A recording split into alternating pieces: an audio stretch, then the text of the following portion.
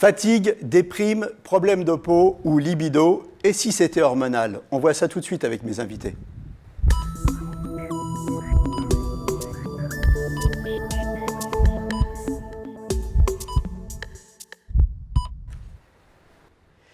Avec moi sur le plateau, le docteur Emmanuel Sokol. Vous êtes endocrinologue et diabétologue à la Pitié-Salpêtrière et vous êtes le co-auteur de cet ouvrage avec Caroline Balma-Chaminadour, j'ai réussi à le prononcer, ce livre qui s'appelle « Et si c'était hormonal ?» où on trouve toutes les réponses. Hein, c'est bien fait, c'est des questions, des questions-réponses sur à peu près toutes les questions qu'on peut se poser sur les hormones. Avec nous aussi, David Ledu. Alors, vous êtes de l'association Forum Thyroïde. Et cette association, non, c'est Vivre sans thyroïde, excusez-moi, et le site internet, c'est forum-thyroïde.net. Voilà. Et vous faites la gentillesse de venir témoigner aujourd'hui. Emmanuel Le Cornet-Sokol, l'endocrinologie, ce n'est pas une spécialité très très connue. Alors qu'est-ce que c'est un endocrinologue?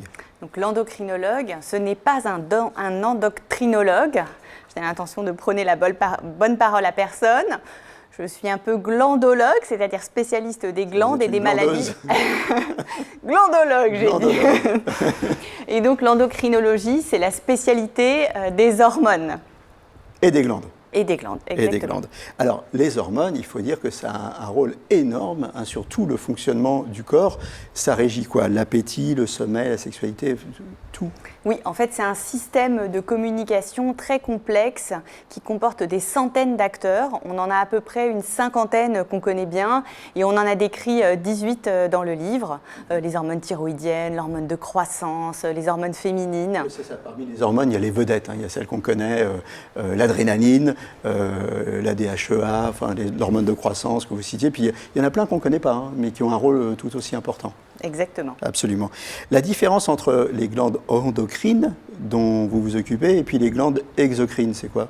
Alors, les hormones, elles sont fabriquées par des organes qui sont spécialisés, qui sont les glandes endocrines. Endo, ça veut dire à l'intérieur, et crine qui va stimuler.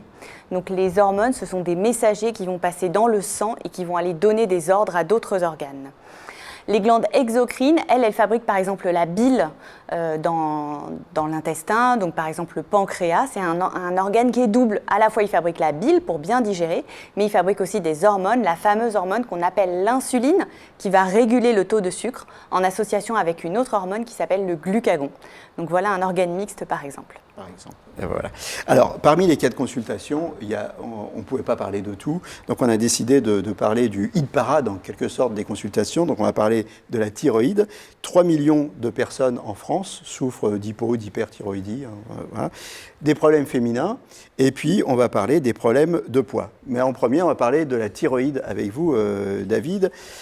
Donc, la thyroïde, vous, David, vous avez 44 ans aujourd'hui. Il y a 8 ans, vous avez eu un problème d'arythmie cardiaque, on vous a fait tout un tas d'analyses, et là, on a trouvé que vous aviez un problème de thyroïde. D'hypothyroïdie. D'hypothyroïdie. Voilà. Suite à une grosse période de fatigue et de prise de poids, à l'époque, j'avais pris quasiment 40 kilos en l'espace de 2 ans, et j'ai fait une arythmie cardiaque. Donc, j'étais voir le cardiologue qui me fait un bilan sanguin complet, dont la TSH, et là, ma TSH arrivait juste à la limite supérieure des normes de labo. Les symptômes, c'était quoi? C'est une forte fatigue? Très très grosse fatigue, grosse prise de poids aussi d'ailleurs. Après, il y a d'autres petits symptômes par-ci par-là, problèmes de peau, des problèmes aussi où on supporte plus ou moins bien la chaleur. Ce qui fait que c'est vraiment surtout cette fatigue qui. Au début, la fatigue et les problèmes de poids, vous aviez mis ça sur le compte du boulot? Le boulot, ça peut être le boulot, ça pouvait être le printemps, ça pouvait être l'automne, ça pouvait être beaucoup de choses. Mais la détection d'hypothyroïdie ne se fait pas automatiquement chez des hommes jeunes, ça se fait plus sur des femmes un peu plus âgées. Et donc mon médecin n'avait pas envisagé ce souci. C'est-à-dire vous n'étiez pas dans le profil du patient? Pas du tout dans le profil du patient. Où on va chercher du côté de la thyroïde. Donc pendant 3-4 ans, hein, malgré tout, ça continue, malgré les traitements, Alors, donc grosse fatigue. Le traitement de l'hypothyroïdie se fait avec une hormone qui s'appelle la lévothyroxine, enfin un principe actif qui s'appelle la lévothyroxine. On commence à 25 microgrammes et on monte petit à petit jusqu'à essayer déjà de stabiliser la TSH et de faire baisser cette TSH dans les normes de labo. Donc j'ai commencé à 25 microgrammes, je suis aujourd'hui à 225 microgrammes, c'est-à-dire quasiment 10 fois la dose minimum. Mais là, ça prend du temps, ça prend énormément de temps.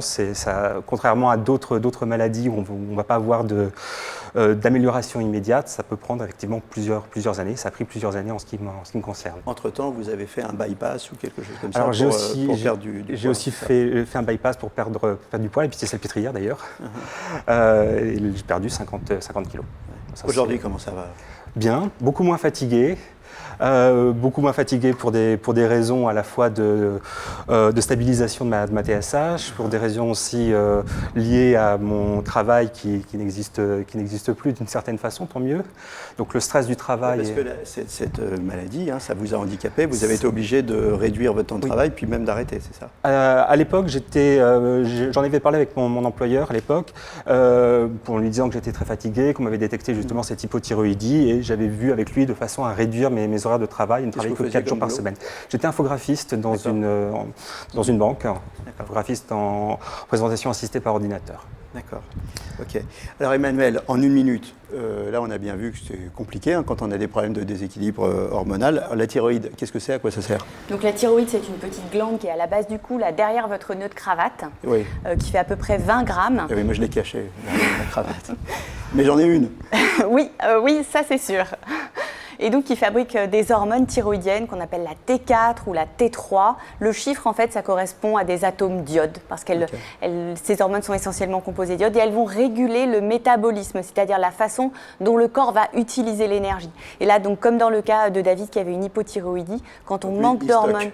Quand on manque d'hormones thyroïdiennes, on n'arrive plus à utiliser l'énergie. Et les hyperthyroïdiens, c'est les gens, on dit, ils ont de la chance, ils peuvent bouffer ce qu'ils veulent, ils sont comme ça. Alors le plus souvent, effectivement, on perd du poids, on a beaucoup d'énergie, mais parfois même trop. Quand on est en hyperthyroïdie, quand on a trop d'hormones, on devient même parfois très irritable. Donc il y a toujours une balance. Dans les deux cas, voilà. Exactement. Dans le cas de David, c'était très long, mais parfois ça peut aller aussi. Ça, c'est une notion qu'on retrouve au niveau de toutes les hormones, c'est la notion d'équilibre hormonal, non, c'est ça? Exactement. C'est vraiment une balance. C'est pas c'est mieux si j'avais beaucoup de ci ou ce serait mieux si j'avais moins de ça.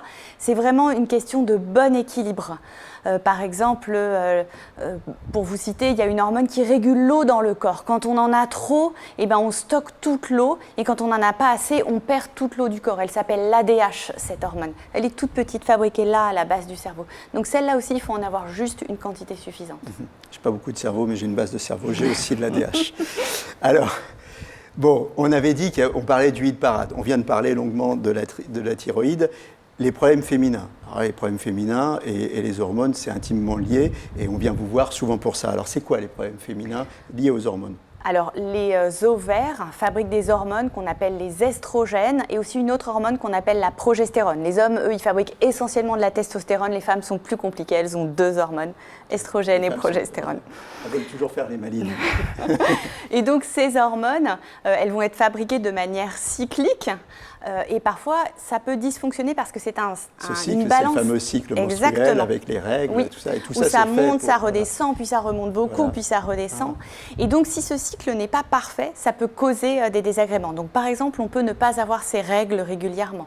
Il peut se passer 2 mois, 3 mois sans qu'on ait des règles. Donc, du coup, chez des femmes qui veulent être enceintes, par exemple, ça peut vouloir dire qu'elles ont du mal à avoir une ovulation correcte. Okay. Autre problème féminin, ça peut être aussi un excès de pilosité, parce qu'en fait, les femmes aussi fabriquent un petit peu d'hormones masculines, de la testostérone en petite quantité, mais parfois elles en fabriquent trop, souvent parce qu'il peut y avoir notamment des anomalies des ovaires. Et le grand chamboulement, c'est à la ménopause. Et oui, donc là, il y a un manque d'hormones total. Les ovaires s'arrêtent quasiment du jour au lendemain. C'est là qu'on a des grandes bouffées de chaleur. Et puis ça veut avoir un retentissement, que ce soit sur l'état général, la fatigue, les problèmes de sommeil, mais aussi bien sûr sur la vie intime et sur la sexualité. Alors les hormones, on s'en sert aussi comme traitement ou pour contrecarrer la nature. Parfois, l'exemple le plus connu, finalement, c'est la pilule.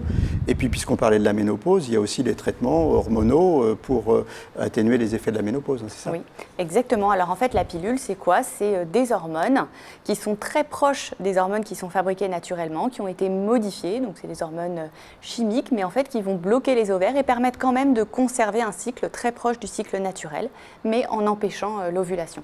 Donc c'est un traitement très très ancien et qui effectivement reste une contraception très très efficace aujourd'hui. Dernière place du hit parade, les problèmes de poids.